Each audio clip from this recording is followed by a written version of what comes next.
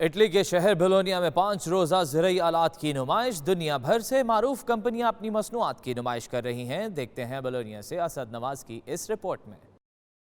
Bologna نمائش کے نام سے جاری جدید مشینری اور زرعی آلات کی یہ نمائش 11 نومبر تک جاری رہے گی۔ اس میں دنیا بھر سے بزنس کمیونٹی کے وفود حصہ لے رہے ہیں۔ پاکستان کے ضلع خیرپور سے تعلق رکھنے والے زمیندار محمد صفتر بھی یہاں اپنی مصنوعات کی نمائش کر رہے ہیں۔ ان کا کہنا تھا کہ حکومت پاکستان کو بھی اس طرح کی نمائشوں کا بندوبست کرنا چاہیے۔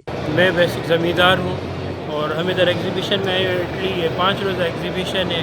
ادھر جدید ٹیکنالوجی کے بارے میں بہت زیادہ ہمیں انفارمیشن مل رہی ہے، تو پاکستانی حکومت کو یہ چاہیے کہ اس طرح کی ایگزیبیشن ادھر رکھے تاکہ ادھر کے عام ہر زمیندار کو جو ہے یہ اویئرنیس ملے، یا پھر ادھر ڈیلیگیٹ بھیجے تاکہ ان کو یہ اویئرنیس ادھر ملے۔